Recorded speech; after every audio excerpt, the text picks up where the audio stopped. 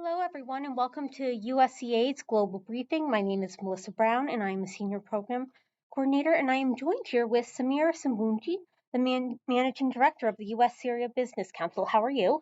Thank you. I'm doing well, thanks. How are you, Melissa? Of I'm doing good, thank you. Now, can you tell us a little bit about what the U.S. Syria Business Council does? course. The USEA Business Council was established this year after the fall of the Assad regime exactly 1 year ago, and our goal is to deepen US Syria commercial relations. We want to encourage US investments in Syria and support and guide US companies in entering the Syrian market and exploring opportunities there, deepening strategic and economic relations between Syria and the US, as well as helping Syrian companies looking to engage with US companies or entering the US market as well. Great. And as you mentioned, the fall of the Assad regime, a year has passed since that moment.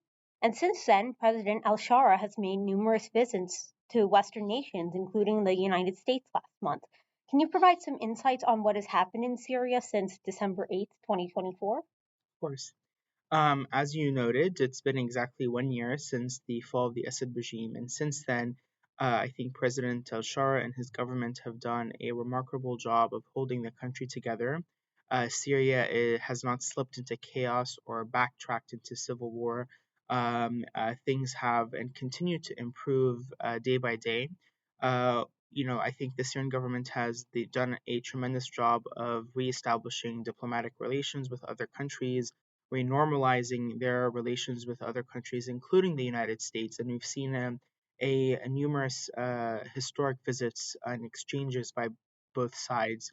President Trump met with President al-Shara in Riyadh in May of 2025 and made his historic announcement that he was going to lift Syria sanctions or sanctions on Syria. And this was historic because the US has never lifted sanctions on a country, nor dismantled a comprehensive sanctions regime as quickly as it did on Syria. So 1 year has passed, and we've seen the vast majority of US sanctions repealed or terminated. And whether these are through the executive orders that were terminated in the June 30 executive order, or the Caesar Act, which is going to be repealed by Congress by the end of this month. So I think the Syria has made a lot of progress in improving and rehabilitating its relations with the U.S. and with regional countries, including the Arab countries, the GCC, as well as Turkey and others. And on the ground in Syria, we've seen the economy start to improve. We've seen GDP rise by over 1%. We've seen the currency stabilize. Currently, the Syrian pound exchanges for between 10,000 to 12,000 Syrian pounds per dollar. It's a very stable rate. The margins at I think 10 to 20%, which is quite stable given the post-conflict context and how other more stable currencies have fluctuated drastically in a year. We've seen more and more Western companies come to Syria, visit Syria, meet with officials, meet with local stakeholders. We've seen several members of Congress visit Syria as well. Everyone is really exploring opportunities because the investment opportunities are unparalleled. We've seen progress on the human rights front, on transitional justice as well. And in terms of stability and security, there were some incidents this year that thankfully it was contained. It was definite, like discrete, and we don't have more recurrences of this bloodshed. And in general, also, the government has shown itself to be quite pragmatic in dealing with adversaries and as well as allies. They signed a historic deal with the SDF, the Syrian Democratic Forces, that control the northeast part of the country on March 10. And we've seen progress towards implementing this agreement. And this agreement is going to be very important because it will basically diplomatically resolve the conflict between the government and the SDF and reunify all of Syria under the control of the transitional government, as well as restore access to the oil fields and other natural resources in that region in eastern Syria. Wonderful. And following up on that, you had mentioned al Shara's visit to the White House and the reopening of the Syrian embassy in DC. What do you predict for U.S. Syria relations and how it relates to the energy sector? Good question. So I think right now we're seeing a flourishing in U.S. Syria relations, and this has been, I think, the first time we've seen such strong and positive relations that have rehabilitated so quickly in around 40 or 50 years. I mean, Syria has been pretty isolated since Hafiz al-Assad came to power in 1970, and relations with the U.S. have been particularly strained since then. I would say that, as you mentioned, President al-Shara visited the White House in November 10th, and that was the first ever visit by a sitting Syrian president to the White House. After that, you could say reports circulated that President Trump is planning to visit Syria as well, and that would make him the first U.S. president, sitting U.S. president, to visit Damascus as well on an official or unofficial visit. The Syrian embassy in Washington hasn't reopened yet, but they did do a flag raising ceremony. There are steps being taken to reopen embassies in both countries. The U.S. embassy reopening it, they have certain security parameters or kind of thresholds that they need to meet, and they're slowly kind of trying to meet these security conditions or preconditions for reopening the embassy, including reassessing the location of the embassy and how strategically, what vulnerabilities exist for it. And I think once the U.S. embassy reopens in Damascus, sorry, the Syrian embassy will quickly reopen afterwards in Washington. And in the meantime, the Syrian government might, there's reports circulating that they might appoint an honorary kind of charge d'affaires or have another country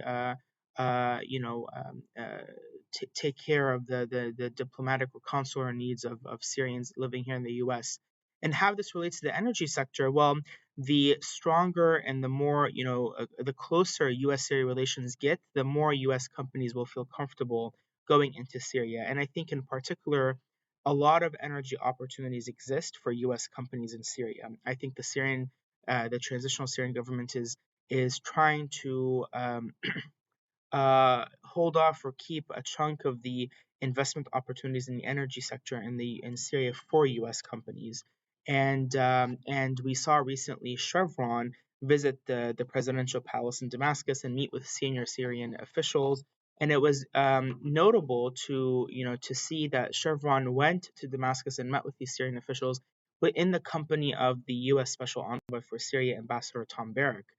So I think the U.S. government is definitely pushing for U.S. companies to have a role, and for that role not to just kind of completely go to regional powerhouses or regional companies. And I think the more the kind of the openness that the U.S. government has shown to Syria has given already a lot of comfort to U.S. investors and kind of given them the political oomph or political push to explore Syria. And once they do, I think they realize that there's a strong business case. There's a lot of there's a big profit motive in Syria to be explored. Absolutely. And it recently made headlines that in Damascus, they recently went 48 hours with consecutive electricity after years of intermittent power. How do you think the Ministry of Energy should best continue to meet these new demands while keeping prices in mind for electricity? Yes, you're correct. I mean, throughout the 14 years of conflict and even this year, electricity was intermittent and quite, poor. The state, run electricity would come only a few hours a day. At some point, it even, went down to only 1 hour a day in parts of Syria. And then since the fall of the Assad regime, it has progressively improved. And people rely on batteries or generators and solar panels to compensate for the difference and to kind of keep having some electricity to power the necessities in their homes. Recently, they announced consecutive power, so every province will get 48 hours of consecutive electricity for 2 days a week. In Damascus, that's Saturday and Sunday. Other provinces, might have different dates. And in general, we've also seen electricity prices increase, and this has kind of led to some, popular frustration. But many people also understand that in order to sustain and improve the electricity infrastructure, they need to raise prices a bit, and it was previously subsidized extensively by the government. So prices have increased; they likely won't be lowered. But what will happen is the more renewable energy we get, the more the greater capacity, power capacity or energy capacity that the state will obtain. Um, uh, Prices are expected to reduce, to fall back a little bit, especially after a year. And so we have, Saudi companies and Qatari companies that have signed deals to develop solar farms and develop Syria's solar and wind capacity. And I think that will, expand and continue to meet demands for electricity while also lowering prices eventually. Wonderful. And thus, speaking of like energy, the Syria International Oil, Gas, and Energy exhibition was recently held in Damascus, which invited companies to invest in the nation. What are your thoughts on these events, and should we expect more to be held in the next year? So I'm not sure if you're referring to the Syria Petrol exhibit that was held in November, but there was a Syria Petrol exhibit that was held in November, focusing on the oil, gas, and renewable sectors, electricity as well. And that was attended by around 60 companies. Mostly, these were the companies that had booths at the exhibit. I mean, most of these companies, 60 companies, private companies, in addition to the public companies that exist in Syria. Most of the companies that participated were in the services, so tangential services to in this sector. So some, companies that specialize in technical inspections, seismic surveys, contracting, tank construction, pipework maintenance, etc. Large drilling and extraction companies were not present, and this was mostly because they haven't started such work in Syria yet. Sierra Petrol told me that their next exhibit will be in July of 2026, July 7, 2026. So companies can keep that date in mind and look forward to it. And I would recommend and I would encourage U.S. companies to participate in this exhibit and to show up. I think it's a great networking opportunity to get to know local partners and stakeholders and get their name across. And it gives a lot of Syrians, hope to see big name companies coming to Syria. So I would definitely expect more exhibits. I think the Syria Petrol is one of the exhibits. There's other exhibits in on oil and gas and energy that can be expected, and many Syrians also expect that the amount of companies that participate will increase next year following the repeal of the Caesar Act by the end of this month. Thank you. And how should the Al Shara administration manage the phase out of existing energy infrastructure agreements to secure immediate large scale Western reconstruction loans and investments without creating an energy supply crisis or jeopardizing security in the transition period? Well, so I mean, I think the approach for the Syrian government, they are trying to replace old agreements with new ones. And the sense is that this likely won't jeopardize security, won't jeopardize energy security or create an energy supply crisis. So, for example, there's two major refineries in Syria, the Hummus refinery and the Banias refinery. And the Syrian government has made it explicit, that they plan to build new refineries just because these old refineries are honestly very old and it's not worth upgrading or renovating them. So they're planning on building new refineries. These current refineries will remain operational until the new refineries are built, for example. So I think the government is pursuing a path of replacing old agreements, creating new agreements, replacing continuing to maintaining or upgrading infrastructure to keep it operational until new infrastructure is built. And similarly, even in the energy sphere, they're pursuing both fossil fuel energy and renewable energy at the same time. Facing urgent demands for reliable power alongside international pressure for carbon neutrality financing, what prioritization strategy should the Syrian energy sector adopt, focusing on rapid rehabilitation of existing fossil fuel infrastructure versus long term renewable energy projects to maximize foreign investment and meet both immediate and long term energy security goals? So I'll give a brief overview on the major energy deals that have been signed and what that kind of it paints a picture on the path that the Syrian government is currently taking. And I believe it's a smart path to pursue both fossil fuel energy and renewable energy projects at the same time. So in June 2025, Syria signed a $7 billion USD agreement with a consortium of companies from Turkey, Qatar, and the US to rebuild Syria's power sector, including four gas-fired power plants, and a 1 gigawatt solar park.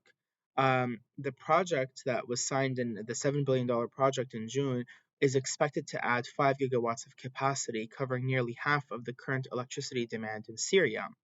And recently, I saw reports of a U.S. company, GE Vernova, that might provide some of the gas turbines for these four power plants. Um, More recently, the Saudi company Aqua Power signed a joint signed a joint development agreement with the Ministry of Energy to develop approximately 2.5 gigawatts of renewable energy, solar and wind capacity in Syria.